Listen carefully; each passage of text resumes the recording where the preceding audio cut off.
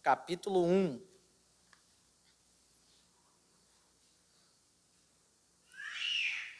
Marcos, capítulo 1. Eu só vou expor o versículo 1, mas eu quero ler a perícope toda, né? o trecho todo.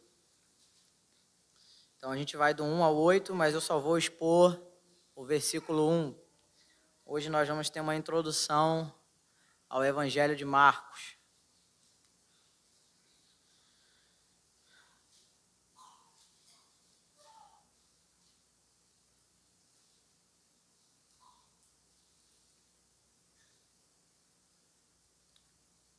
Vamos ler o texto. Princípio do Evangelho de Jesus Cristo, o Filho de Deus. Conforme está escrito no profeta Isaías: enviarei à tua frente o meu mensageiro, ele preparará o teu caminho. Voz do que clama no deserto: preparem o caminho para o Senhor, façam veredas retas para ele. Assim surgiu João, batizando no deserto e pregando um batismo de arrependimento para o perdão dos pecados. A ele vinha toda a região da Judéia e todo o povo de Jerusalém. Confessando os seus pecados, eram batizados por ele no Rio Jordão. João vestia roupas feitas de pelos de camelo, usava um cinto de couro e comia gafanhotos e mel silvestre. E esta era a sua mensagem: depois de mim vem alguém mais poderoso do que eu, tanto que não sou digno nem de curvar-me e desamarrar as correias das suas sandálias. Eu os batizo com água, mas ele os batizará com o Espírito Santo. Vamos orar novamente? Pai, nós acreditamos, Senhor, que a Tua palavra é viva e eficaz, e ela discerne as intenções do coração. Não é o pregador que discerne, mas é o Senhor por meio da Tua palavra.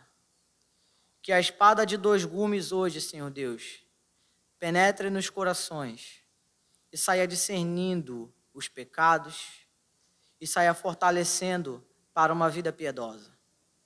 É o que nós te pedimos, Senhor Deus, em nome de Jesus. Amém. Um grande servo de Deus, eu o considero assim. O nome dele é N.T. Wright. Ele conta um relato de um ateu que queria refutar as declarações cristãs, queria refutar as nossas afirmações, as nossas convicções. E esse ateu, ele fala assim: eu vou ser rápido, eu não quero dedicar muito tempo a refutar o cristianismo, então eu vou logo para o evangelho mais curto, vou logo para o evangelho de Marcos, é o evangelho mais curto, vou ali, falo o que está falso, o que está sendo escrito ali, o que está sendo pregado ali pela igreja, vai ser muito rápido, é o evangelho mais curto, eu não tenho muito tempo, não quero dedicar muito, não quero dedicar muito recurso filosófico, eu quero me dedicar rapidamente, jogar por terra tudo que os cristãos acreditam. Ele era um homem muito apressado, talvez muito atarefado, e aí então ele escolhe o livro de Marcos. Só que esse ateu não sabia que ele já estava sendo fisgado pelo próprio Senhor.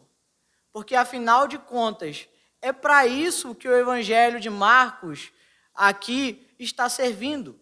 Ele é um evangelho curto, rápido, cheio de ações.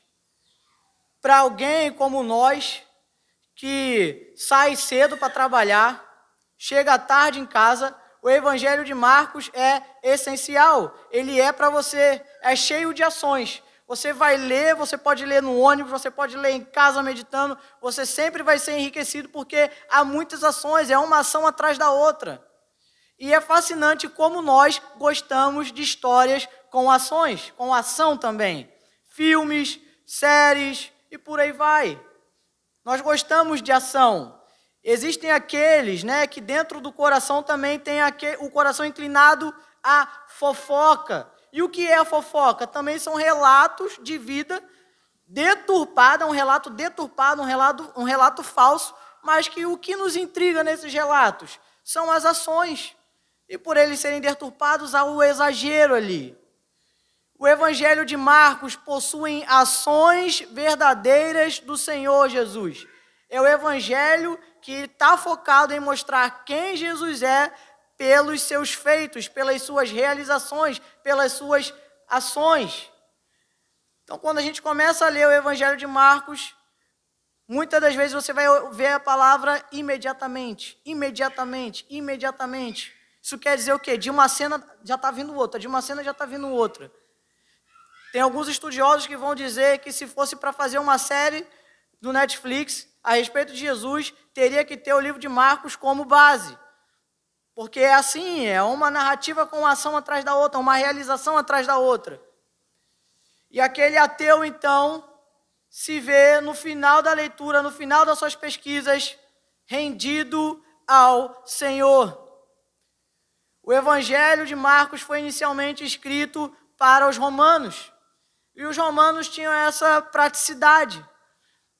É um livro, Marcos é um livro prático, rápido. Rapidamente ele explica alguns detalhes judaicos, realmente para os romanos. O romano não está muito preocupado com um recurso filosófico sofisticado. Ele quer, se você contar a história de alguma pessoa, ele vai parar e vai te ouvir. E foi para esse objetivo que Marcos escreveu esse evangelho. Para um cidadão romano, para que quando fosse contar a história de Jesus, contaria sobre o comportamento, as ações, as realizações, os feitos de Jesus. E assim estaria apontando para quem ele é.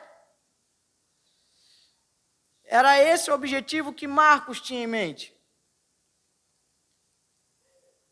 E aí então aquele ateu foi fisgado pelo Espírito. Justamente no contexto do qual o próprio Espírito Santo, preservando esse evangelho, trouxe para nós. E o evangelho, para aqueles que têm desculpas para não ler a Bíblia, esse evangelho aqui coloca você no chão. Porque ele é para isso, ele é para quem está vivendo no cotidiano de forma rápida, de forma apressada.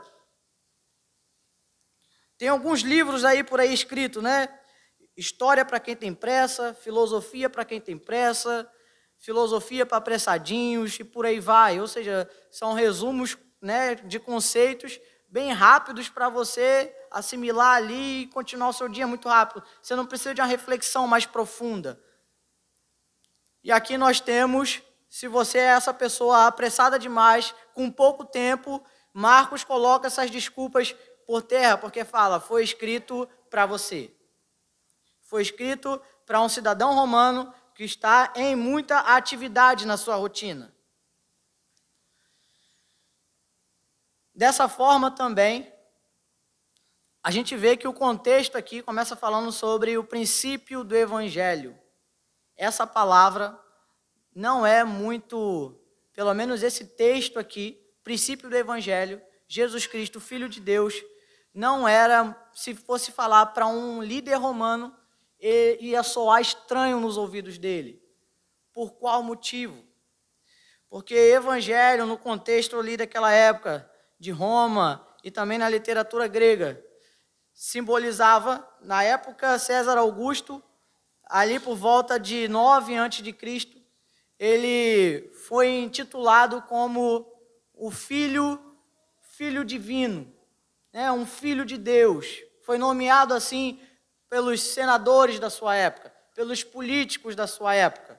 E toda vez que César Augusto ia fazer os seus anúncios a determinadas regiões, a determinadas cidades, esses anúncios eram chamados de boas notícias, de evangelho. E era no plural, boas notícias. Ou seja, eram notícias boas dentro de outras notícias. Então, quando um líder romano ouve essas palavras, princípio do Evangelho de Jesus Cristo, o Filho de Deus, o evangelista Marcos está apontando para a gente que há sim um líder, só que é um líder diferente. É um líder que não foi nomeado por outras pessoas como um filho de Deus. Não. Há alguém aqui que ele vai começar a falar dos relatos, vai começar a mostrar as ações de Jesus. E pelas ações de Jesus as pessoas vão ver que ele é Deus. A natureza, a essência é divina, realmente é Deus. Nele habita corporalmente a plenitude de Deus, a plenitude da divindade. E vai ser deixado claro ao longo do livro de Marcos isso. Então o evangelho vai soar estranho aos ouvidos daqueles líderes inicialmente. E não muda hoje. Falar do evangelho hoje também causa estranheza nos ouvidos. Porque nós temos que falar dos pecados. Nós temos que falar que homossexualidade é pecado. Nós temos que falar que aborto é pecado. Nós temos de falar dos pecados desse mundo. Não vai soar bonitinho no ouvido. Não vai soar amigável inicialmente. E o evangelho quer mostrar isso para a gente. Que não vai depender da nossa retórica, não vai depender dos nossos melhores argumentos, mas o evangelho vai penetrar no coração das pessoas por meio do poder do Espírito Santo. É o Espírito Santo que vai mostrar que é pecado, é o Espírito Santo que vai mostrar a beleza da realidade da vida em Cristo. Não vai ser fácil viver esse evangelho, não vai ser fácil demonstrar esse evangelho. Então, o foco de Marcos aqui para nós ouvintes, ou para nós leitores, é de que nós estamos realmente diante de Deus. Não há para onde fugir. No Antigo Testamento, nós vamos ver que a palavra evangelho, ela também aparece. Ela vai aparecer quando o rei Saul é derrotado. Lá em 1 Samuel 31, 19, eu não vou ler com os irmãos, só vou mencionar o contexto. Há uma guerra, o rei Saul é morto. Quando o rei Saul é morto, os filisteus mandam mensageiros para avisar toda a terra e proclamar a notícia de que o povo israelita foi derrotado. Então a palavra toda a terra, né, e proclamar a notícia são importantes. Proclamar a notícia ali é evangelho. Então a palavra ali aparece também, evangelho. Mas no Novo Testamento, a palavra evangelho aparece no singular. Ela não vai aparecer como no contexto grego ou no contexto romano. Boas notícias inserida em outras notícias. Não, é a boa notícia. É no singular. Marcos está apresentando uma notícia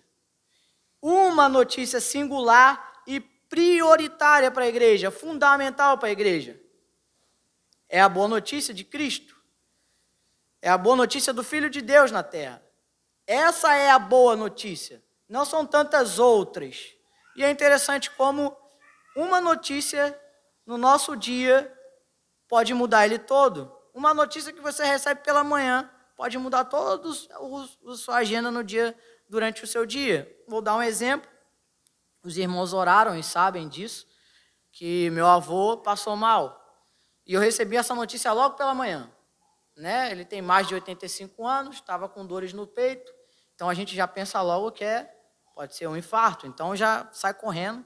Isso foi 6h30 da manhã, mais ou menos. Mudou todo o planejamento que eu tinha para o meu dia, uma notícia.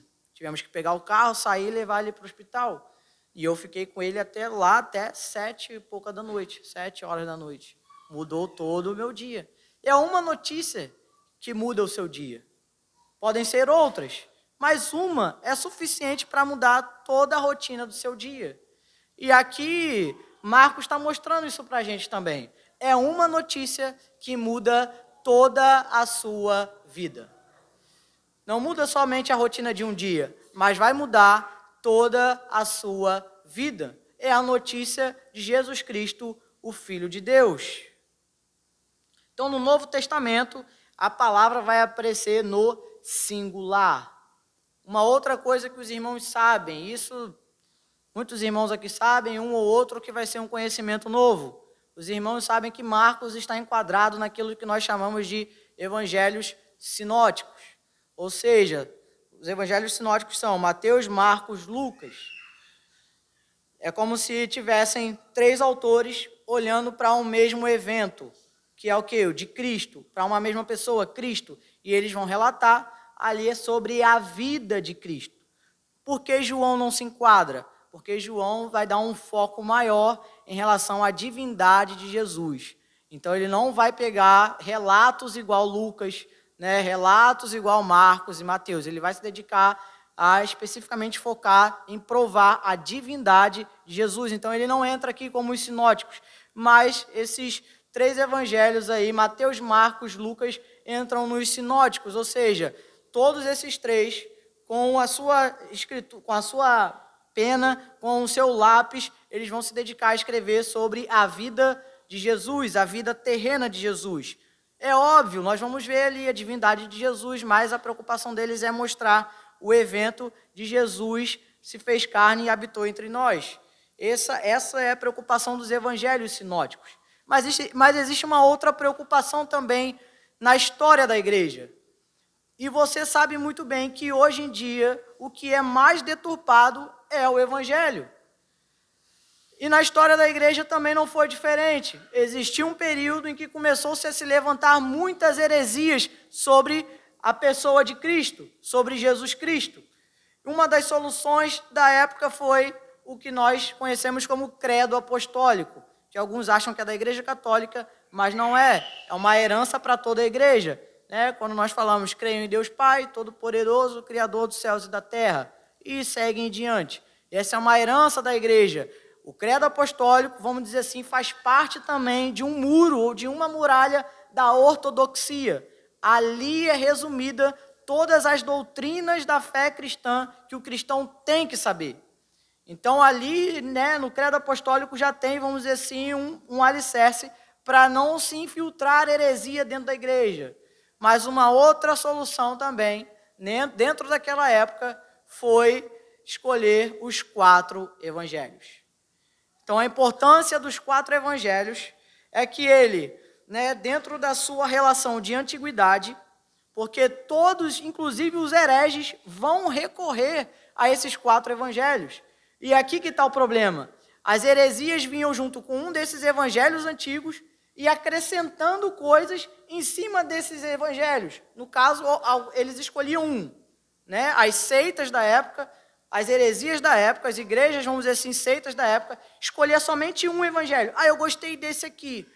Aí o outro herege escolhia um outro evangelho. Ah, o outro escolhia um, e em cima daquele um começava-se a falar as heresias que eles queriam. E adicionavam, escreviam também documentos em cima desse evangelho. Então, a antiguidade do evangelho, ou seja, esses 4 testemunhos, né, Mateus, Marcos, Lucas e João, eram inclusive recorridos pelos hereges. Os hereges recorriam. Então, existe uma autoridade aqui de antiguidade por meio desses 4 escritos. Então, eles recorriam. O problema daquela época da heresia era essa. Eles escolhiam um evangelho e faziam a sua teologia de heresia em cima de um evangelho.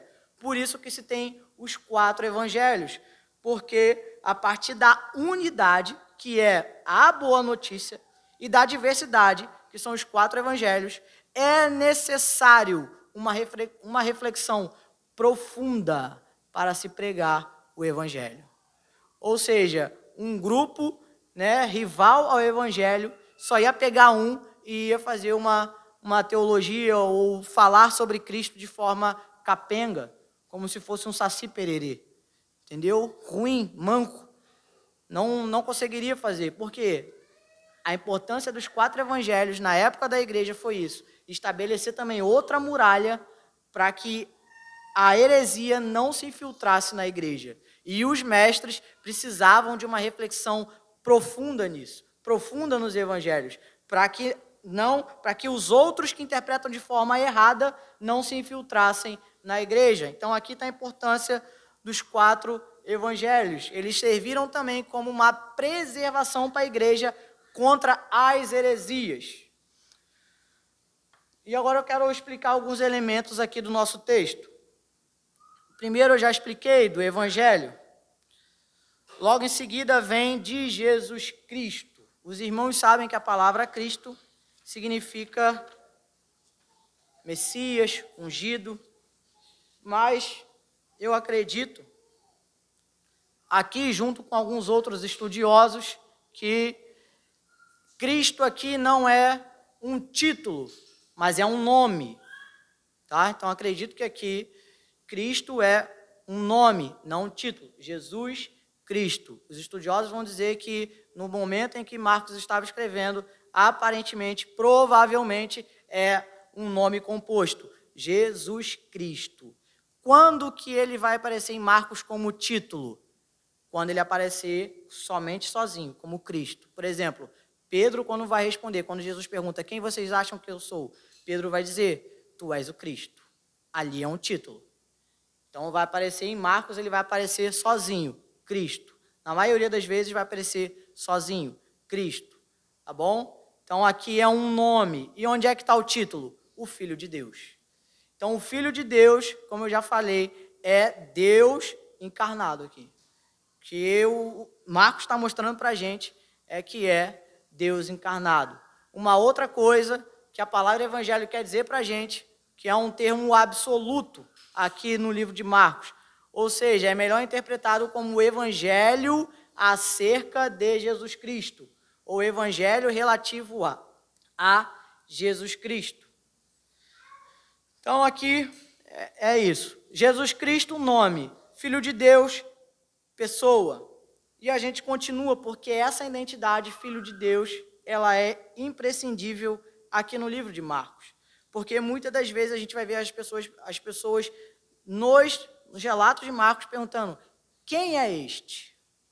E eu quero mostrar para vocês algumas passagens acerca disso. Por exemplo, Marcos 1, 27. Existe um momento, Jesus expulsou demônios, as pessoas ficaram maravilhadas com o que Jesus fez, com a realização que Jesus fez, com a ação que Jesus realizou, e aí eles ficam atônitos, ficam admirados, e eles perguntam, o que é isto? Um novo ensino e com autoridade. Até os espíritos imundos, ele dá ordens e lhe obedecem. Ou seja, o que é isto? Eles ficam maravilhados, já se perguntando sobre a identidade de Jesus. E Marcos já aponta para a gente, é o Filho de Deus. É o Filho de Deus. Como eu disse, é curto e rápido, ele não quer que você pense muito. Quem é? Vai lá no início, eu já falei, é o Filho de Deus. Né? Vai ter outros questionamentos. Né? Quando está lá o paralítico, aí já é 2,7, né? Marcos 2,7. Os escribas vão falar, né? Os escribas e fariseus, por que esse homem fala assim? Está blasfemando. Quem pode perdoar pecados a não ser somente Deus? Eles fazem essa pergunta ali. Ou seja, Marcos está apontando de novo. Vai lá para o início, eu falei que ele é filho de Deus. Ele é filho de Deus, você não precisa pensar muito.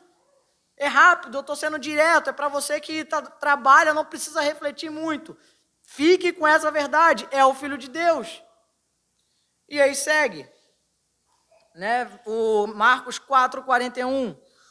Chegou um momento em que eles ficam apavorados e perguntavam uns aos outros, eles estão no meio de uma tempestade. E então Jesus acalma a tempestade e eles então perguntam, quem é este que até o vento e o mar lhe obedecem? Quem é este? Novamente, Marcos faz você retornar. Este é o Filho de Deus. É Deus que está diante de você. A conclusão é lógica. É isso que Marcos quer que você realmente faça no seu dia a dia. É rápido, é lógico, não precisa pensar muito. Olha e você vai ver logo no início. É o Filho de Deus. E nós seguimos. Tem Marcos 6, 2 e 3. Jesus está lá na cidade dele, e aí então eles vão falar, não é este o carpinteiro? Marcos 6, versículo 2 e 3. Né? Não é esse o filho de Maria, irmão de José? Tiago, José, Judas e Simão, não estão aqui conosco com as suas irmãs, né? Então, eles ficam escandalizados ali também por causa de Jesus. E, novamente, a resposta está logo no início. Jesus, o Filho de Deus. Então, eu quero saltar com os irmãos lá para Marcos 15, 39, onde o centurião está de frente com Jesus na cruz, diante do seu brado. Ele viu como Jesus morreu e ele disse: realmente, este homem era o Filho de Deus. Então, nos relatos de Marcos, ele quer que nós diretamente pensemos: estamos diante do Filho de Deus. Não é um político que foi nomeado Filho de Deus. Não, estamos diante de alguém que realmente é Deus e está caminhando entre o povo pecador. Se você estivesse caminhando ao lado de Jesus, você também ficaria atônito diante dele. O seu conhecimento, todo o seu conhecimento, que se você um dia adquiriu, você ainda assim seria humilhado, porque o conhecimento de Deus nos humilha. É formidável, imagina você estar caminhando nessas ruas com Jesus e vendo esses milagres, vendo essas ações, essas realizações. Quantas das nossas dúvidas no dia a dia, o que eu vou fazer a respeito disso? Qual decisão vou tomar a respeito daquilo? Nós temos diante de nós uma pérola, que é Jesus, tomando decisões, tendo comportamentos, tendo ações, sendo demonstrados os sentimentos de Jesus.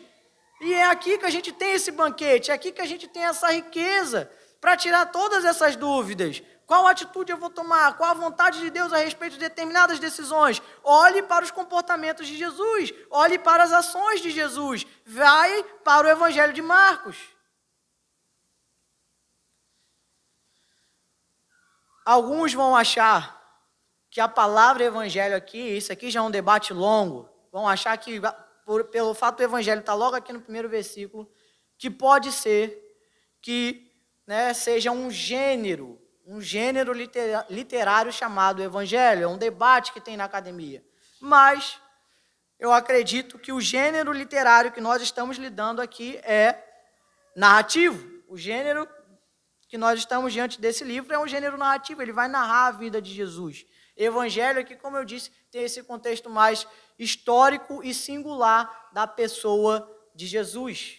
Nós não podemos fugir do evangelho aqui relacionado a isso. Então, não é um gênero, é sim um contexto lá da época, uma afronta aos líderes da época, mostrando que Jesus é o Filho de Deus e só há a boa notícia. Quero ver com você que, conforme o texto vai se desenvolvendo no livro de Marcos, a gente vai ver que as pessoas ficam atônitas, ficam admiradas, ficam boquiabertas, ficam fascinadas com Jesus. Algumas chegam até realmente reconhecer Jesus como Filho de Deus. Mas a gente vê, inclusive, isso com os inimigos de Jesus. A gente vê que Satanás, o demônio, reconhece que Jesus é Filho de Deus, e a gente vê uma lentidão nos apóstolos para reconhecer Jesus como Filho de Deus. Parece que os apóstolos são lentos para reconhecer que Jesus tem que morrer numa cruz. Eles são lentos para entender que Jesus é o Cristo, Filho de Deus. Os apóstolos são lentos. Os outros, os maus, aqui em Marcos, parece que são mais inteligentes do que os apóstolos, do que os discípulos. E aqui a gente aprende uma coisa a respeito da pessoa de Deus, sobre a pessoa de Jesus Cristo, que não é a inteligência que salva. Por mais que Satanás confesse que ele é o Cristo, Filho de Deus, por mais que os inimigos, escribas e fariseus chegam ao ponto de ver que ele é Deus, a inteligência não salva. A inteligência não faz parte do processo de salvação. O processo de salvação começa com uma transformação no coração. A sua inteligência não vai te sustentar na caminhada. Ela te ajuda, mas não te sustenta. Há um processo que só o Senhor pode fazer no coração, e é isso em que te mantém na caminhada. É o processo que ocorre no coração. A salvação inclui transformação. Você arrepende-se dos seus pecados e você é transformado por esses pecados que outrora você cometia e agora você não comete mais. Antes você era inimigo de Deus, desprezava a oração, desprezava a Bíblia, desprezava qualquer coisa que se falava sobre Deus. Mas agora não, você ama o Senhor. Suas palavras que eram rudes agora são mansas. As pessoas no seu trabalho falam, aconteceu alguma coisa com ela. Ela mudou, ela está diferente. Não está mais tão agitada. Não está mais tão elétrica. Está mais, parece que é um tempero diferente na vida dela. Está mais equilibrada. Está dando respostas mais coerentes. E aí qual é o relato que você vai apontar? Você não vai falar de uma fofoca. Você não vai falar de qualquer outra coisa. Você vai apontar para onde? Para o Evangelho de Marcos. Alguém mostrou para mim o seu comportamento de amor maravilhoso e ele transformou o meu coração. É isso que o Evangelho quer mostrar para a gente. Que a transformação no coração é por meio do Espírito Santo. A nossa inteligência não vai nos salvar. Quantos homens sobem no púlpito, têm livros e mais livros de teologia, mas não possuem uma vida de comunhão em oração com o Senhor? Mais cedo ou mais tarde, se não tiver comunhão com o Senhor, em espírito, em oração, vai ser tragado. Porque não é a inteligência diante dos livros que salva, é a transformação no coração. Quantos de vocês aqui, meus irmãos, ouvem sermão após sermão, mas chega às vezes em casa, tem um caos, não há paz, não há briga. Cadê o Evangelho? Quantos ouvem sermão após sermão e continuam ainda falando palavrão?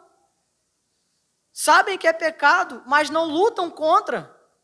O Evangelho inclui a transformação no coração. E você vai conseguir isso por meio da oração. Você vai ler a Escritura, vai ser impactado, o seu pecado vai ser impactado aqui. Você vai ver como Jesus está agindo, e Ele não está agindo com palavra torpe, Ele está agindo com palavras de sabedoria. E então você ora, Senhor, me dá as palavras do Senhor Jesus.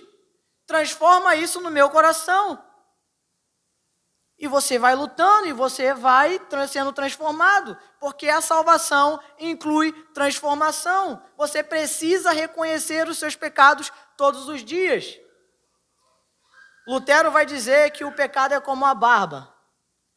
Eu fiquei 3 dias sem trabalhar, olha como é que eu estou já. Ó. Já cresceu. Se você não cortar todo dia a barba, usando a ilustração aqui de Lutero, a barba vai crescer, no caso o pecado vai crescer. Se você todo dia não aplicar o Evangelho ao seu coração, o pecado vai crescendo, e você vai se afastando do Senhor, você vai ser tragado. O Evangelho precisa continuar transformando os nossos corações. Leia o Evangelho de Marcos e veja isso. Os inimigos, os maus, parecem que estão entendendo muito bem a respeito de Jesus. E os discípulos lentos, com dificuldade. Às vezes chega a dar raiva, você está lendo, chega a dar raiva. Não é possível que ele não entendeu ainda. Mas é isso que acontece com a nossa vida também. A gente acha que por meio da nossa inteligência vai ser transformado. Não vai, é preciso transformação no coração e só quem opera isso é o Senhor. Ele vai te mostrando por meio da Escritura. O autor do nosso livro é Marcos, vocês já sabem, mas ele vai aparecer inicialmente, né? A primeira vez que ele vai aparecer para a gente, é em Atos dos Apóstolos 12:12, né? Quando Pedro sai da prisão, ele vai se reunir com outros irmãos na casa de Maria, que é a mãe de João Marcos, né? É Marcos, mas é João Marcos. Aqui para a gente, está aqui para nós, Marcos. Ele era primo de Barnabé. Você deve lembrar de Barnabé, né? Colossenses 4:10 vai falar isso, que ele era primo de Barnabé. E Barnabé, os irmãos lembram que uma determinada viagem missionária, a primeira viagem missionária, João Marcos, ele, por algum motivo, a Bíblia não relata, ele deserta, ele desiste daquela viagem missionária. ele sai dela. E isso acaba causando uma briga, uma discussão entre Paulo e Barnabé. Barnabé segue com João Marcos e Paulo vai seguir o caminho dele. Então ali tem essa desavença. Então a gente já vê que Marcos tem um registro histórico de fracasso missionário. Então ali a gente já vê isso, né? Ele desertou dessa missão aí, dessa missão missionária, sendo redundante, e aí teve essa discussão entre Paulo e Barnabé, e aí se separaram. E a última referência, João Marcos, ele vai aparecer em 1 Pedro 5,13, que ele vai ser mencionado como o filho, né, o filho na fé, o filho amado ali de Pedro. E alguns vão dizer, os estudiosos vão dizer, que ele recebeu, né, os ensinos, foi influenciado pelos ensinos do apóstolo Pedro. Os estudiosos vão dizer também que, muito provavelmente, o que nós temos no livro de Marcos são as pregações de Pedro, né? Eles vão dizer, alguns estudiosos vão falar isso, que ele está relatando aqui as pregações de Pedro, né? Outros vão dizer que ele somente foi muito influenciado por Pedro. A pergunta que se faz é se todo o material de Marcos é baseado somente em Pedro. Essa discussão é longa, mas para a gente o que vale hoje é que ele foi influenciado por Pedro. Então, quando nós estivermos lendo Marcos, nós estamos também lendo, né, como se nós estivéssemos lendo Pedro, os ensinos do apóstolo Pedro. E você lembra comigo que o apóstolo Pedro também teve o seu fracasso. Chegou um momento da vida de Pedro em que ele larga o Senhor, ele trai o Senhor Jesus. Os irmãos lembram desse cenário. Então, existe um registro também de fracasso no apostolado aqui de Pedro. O que isso quer dizer para a gente assim que nós chegamos diante desse evangelho? Que o que interessa para nós aqui é a graça de Deus. São homens fracos que estão escrevendo para nós, mas foram homens inspirados por um Deus forte. É a graça derramada na vida deles que nos importa quando a gente está diante do evangelho. É a graça de Deus transbordada na vida dele que serve para o nosso aprendizado, que serve para a nossa caminhada. É a graça de Deus que, da mesma forma que nos alcança para a salvação, nos mantém firmes na fé. É a graça do nosso Senhor Jesus.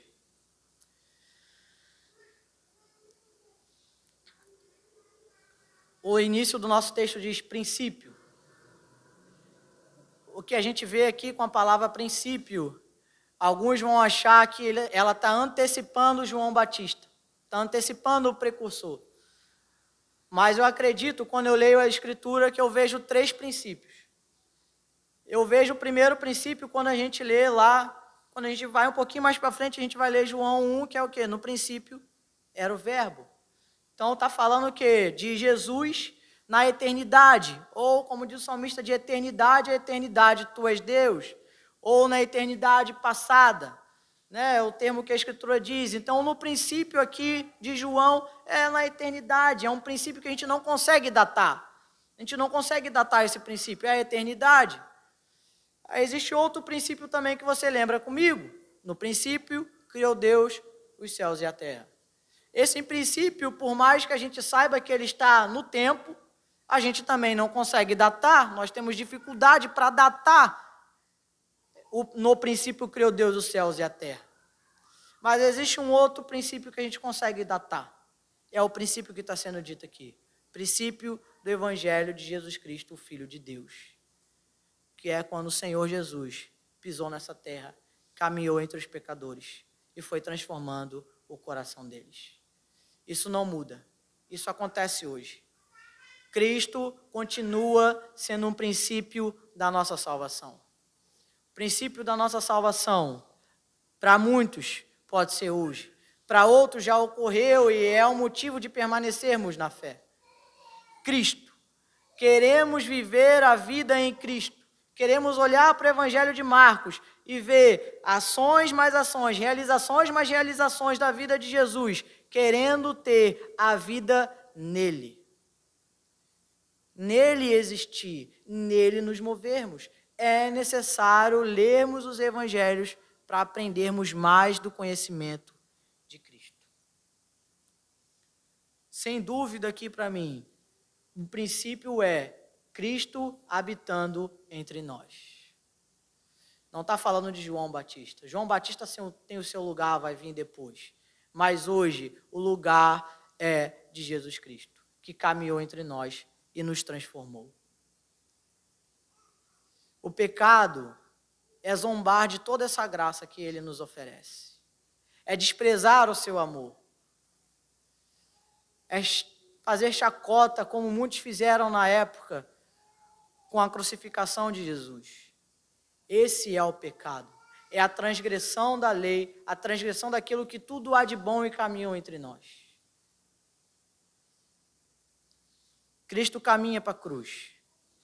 Quanto mais as pessoas veem que Ele é Deus, quanto mais os inimigos veem que Ele é Deus, parece que Jesus está falando assim, mas existe ainda uma realização maior que precisa ser feito e que precisa ser registrado. A maior de todas as realizações, a morte na cruz. Os inimigos acham que estão acabando com Jesus quando estão matando Ele, mas não, a vitória de Cristo é na cruz. E a ressurreição declara para nós a esperança, a salvação para nós, porque o sangue de Cristo foi derramado, e é por meio do sangue dele derramado que nós temos o perdão dos nossos pecados. É por meio do sangue de Cristo que os nossos pecados são perdoados. Pecados precisam ser perdoados. O ser humano precisa de salvação. O ser humano precisa de um Salvador.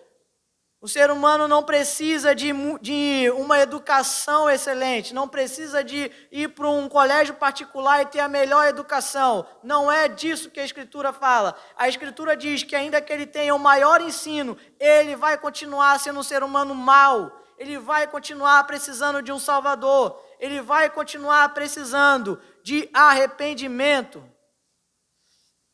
E é somente por meio do amor de Deus. E nós vemos o amor de Deus pelo Evangelho. Interessante que, por nós vemos ação e mais ação, realizações e mais realizações de Jesus, Ele quebra o nosso orgulho, porque não depende de você. Ele já fez tudo. Ele já foi perfeito para você. Você precisa se arrepender, esticar os seus braços com toda a confiança em Cristo e desejar agora a paz de Deus, a paz com Deus. Precisa haver essa reconciliação, e só há essa reconciliação em Cristo. E isso passa a mudar a sua vida, porque você agora, a partir de agora, você vai amar o Senhor e você vai querer paz também. Já viu quando você tem uma coxa de frango? Imagina, hoje eu comi frango assado. Eu estou lembrando agora e fazendo a aplicação. Comi uma coxa de frango assado. Aí você já viu, você já deve ter visto, né? Imagina, você está com uma coxa de frango assado, aí tem um cachorro de um lado, um cachorro à esquerda, um cachorro à direita. Se você jogar no meio, o que vai acontecer? Mas eles vão se brigar primeiro e quem ganhar vai ficar com a coxa. Um primeiro vai ser derrotado, para depois pegar a coxa. Qual é o nosso problema nessa ilustração que eu estou dando? Que a gente esquece que a nossa guerra não é contra pessoas. O apóstolo Paulo vai falar isso. A nossa guerra não é contra pessoas. A gente vai ser igual a esses cachorros, a gente vai querer se degladiar com as pessoas. Enquanto que o importante é o quê? É o alimento, é a coxa. O importante para a gente é o Evangelho. Você não vai ficar mais brigando entre si, não vai ficar mais devorando uns aos outros. Porque o Evangelho agora te inundou de amor, te inundou de paz. Agora você não vai brigar por um pedaço de coxa de frango, você vai repartir. É diferente, você vai buscar a paz, você vai buscar o amor, você vai buscar o perdão, você vai buscar reconciliação. Por quê? Porque Cristo te reconciliou com Ele mesmo. Da mesma forma como os seus pecados foram tratados por Jesus, você também vai querer ser assim na sua vida. Você não vai ficar procurando infernizar a vida de uma outra pessoa com os pecados que ela tem. Mas agora você vai encontrar um meio em Cristo de que as coisas na sua vida, a situação da sua vida, você vai procurar a reconciliação, você vai procurar a paz, você vai procurar o amor, você vai procurar a bondade. Que o apóstolo Paulo vai falar também, que é a bondade que conduz ao arrependimento. Mas parece que somos como cães às vezes. Ficamos brigando entre si. Mata um primeiro para depois ter o alimento. E não é isso que Cristo está trazendo como boa notícia para nós. Ele está trazendo uma boa notícia. A boa notícia é de transformação. A boa notícia é que ele morreu pelos nossos pecados. A ação toda, o comportamento dele foi todo. Ele cumpriu tudo por nós.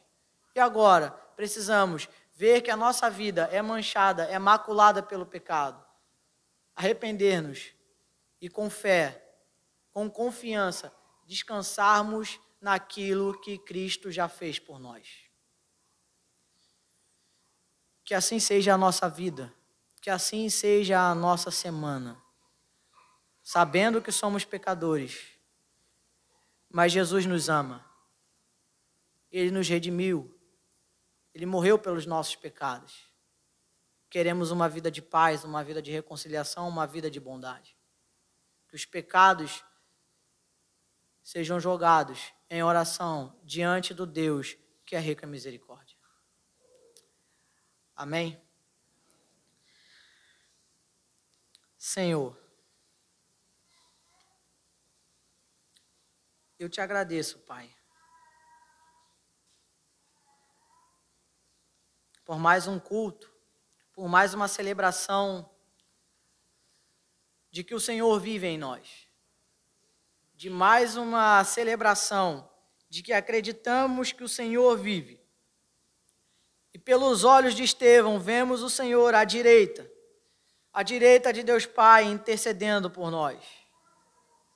Somos gratos ao Senhor pela sua intercessão, a intercessão do Filho, que com gemidos inexprimíveis fala ao Deus Pai sobre nós.